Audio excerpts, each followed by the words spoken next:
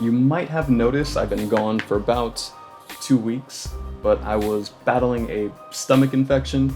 That is mostly done now, so we could just move on and get back to the regular schedule, hopefully. It's hot as fuck today, by the way. I'm dying in my room recording this. So, I'm just saying, that shows a lot of dedication, probably, I think. This video is basically going to be divided up into 3 sections. We're going to talk about the BookTube videos of the week, then we're going to talk about some current events, and then Decero's Diary, which is basically just what's going on with what projects I'm working on, what I'm reading, writing, watching, that sort of thing. So, stick around, hit the like button if you like this, because that tells YouTube that people should watch this, and that would be pretty cool. So, yeah.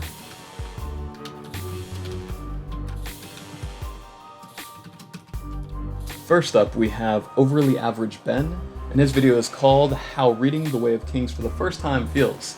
It's a skit, and it's pretty hilarious. And now, Overly Average Ben, he's a newer booktuber, I think, and in the last week, he's released like 3 skits and another book review. The man is just producing a lot of content, and it's good stuff. It's when he tries to be funny, it's funny, and when he's not, and he's trying to be insightful and break down a book for review, he does that well too. So this is a channel I'm definitely following now and subscribed to, and you should probably check it out too. Next up, we have a video from Johanna, and that video is a literary analysis with Dr. A.P. Caravan, discussing techniques to enhance your reading perception. And I mean, if you're a writer or a reader, most of us are readers, otherwise why would you be in this place here, right? Can you imagine if you followed a book review channel and you don't read books? That'd be pretty awkward, right? Yeah. But anyways, this was a fantastic discussion between people that really know and understand the fantasy genre. Dr. A.P. Caravan is actually somebody people pay to check out the narrative structure of their story. Like, this man is a professional. Having somebody with that much knowledge share some of it to the rest of the BookTube community is always a good thing. And if there's something to enhance our reading experience, I think that's worth checking out. Now, there's a couple professors on BookTube, and he's one of them, and generally, they're all great. Philip Chase is another one. I recently had a discussion with Epic Tales creative writing teacher, and that's another professor who knows his stuff. Next up, we have what is one of the coolest BookTube channels I think out there, and that is the Tipsy Trope. This video is titled Addie Larue Paired with Champagne. Now, what the Tipsy Trope does is he finds these fantasy novels. I think it's been predominantly fantasy, which is why I follow him. He gets these fantasy novels and he makes a mixed drink to go along with it. So he'll discuss the book, break it down, but also show you how to make a really cool mixed drink that will go with either the theme or tone or something specifically in that book. And that's a booktuber who just is doing something different. Not everybody's doing that. Matter of fact, I don't see anybody else really doing that, what he does. And he does it really well. Alright, our next video is by the Novel Sanctuary. And her video is very timely in that it's discussing father and daughter relationships in fiction. And that's obviously timely because Father's Day is on Sunday. So maybe call your dad or something. In case you forgot and you were like, just gonna, I don't know, go to the beach or read a book and not leave the house. Maybe talk to your dad. I don't know. Just throwing it out there. But yes, this is very timely content. It's a good reminder that Father's Day is coming up. So definitely go check that out. And the Novel Sanctuary is actually a librarian. So that's another person who has a great deal of knowledge about books. And she's the kind of booktuber where you can tell she thoroughly reads everything she picks up, and it shows in her content. Alright, first up we have WitcherCon. Initially, I didn't know what that was. I saw it and I was like, what the hell? After doing some digging by Googling it, I didn't dig very, very deep or hard. So WitcherCon is actually taking place online July 9th, 2021. Yeah. And they're going to be discussing, well, half of the conversation will be on YouTube and the other half will be on Twitch. I'll link the website down below so you can see where to go and when exactly to go and all that. But basically, they're going to be discussing all things Witcher. So the TV show, upcoming news about the next video game, upcoming news about there's an anime also that's being made. Yes, they're having an anime. I really like all these big popular franchises in fantasy getting anime adaptations. Now hopefully they work out well, like the Lord of the Rings one that's going to come out and this one with The Witcher, because the potential for fantasy and anime is through the roof. Like, this could be really good. And I don't know if they'll have any updates on Witcher books at all, but if you're a fan of the books, you'll likely be really excited about this event. I know I am. Okay, next up, we have the King Must Fall Kickstarter by Grimdark Magazine. Now, this will be basically like a grimdark fantasy anthology with some really well-known names in the grimdark community.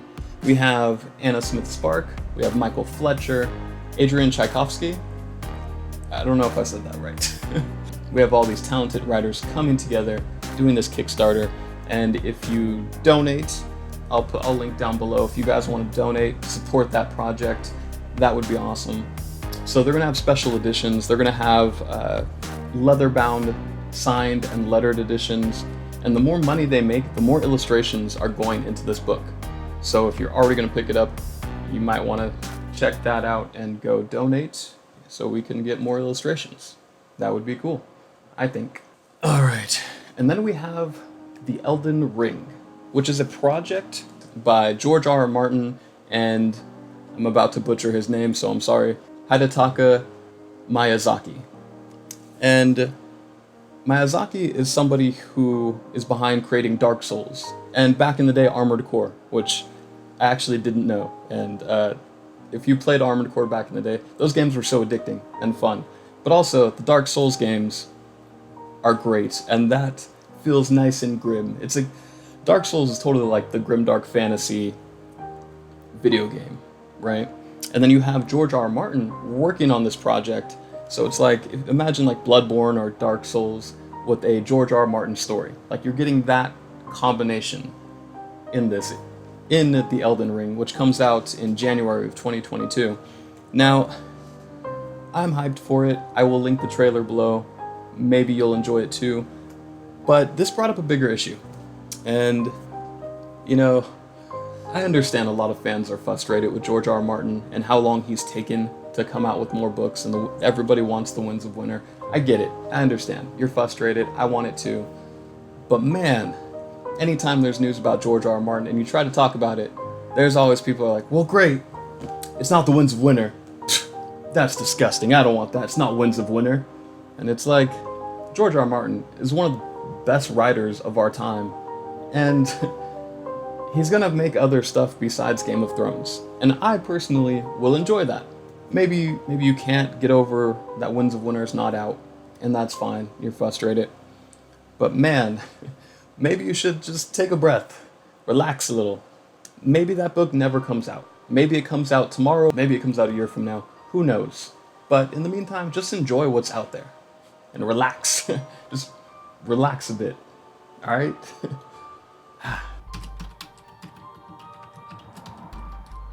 Here's what's coming up with me and my channel. First up, this week I will be uploading a collab I did with Epic Tales. Epic Tales is an awesome channel. I mentioned him last time in the Decero Diaries, and he just has so many well-edited book reviews. You need to go check that stuff out. But this time, me and him sat down with his creative writing professor and just had a discussion about creativity, writing, just books, and things of that nature. And it was a pretty cool discussion. So we've broken that up into a few pieces. I'll upload at least one of the pieces this week, and then Epic Tales will upload a part of it on his channel. So definitely look out for that. Next up, I will be filming a collab with Dark Portents and Slowly Read for The Tower of Living and Dying, which means, yes, I finally finished The Tower of Living and Dying.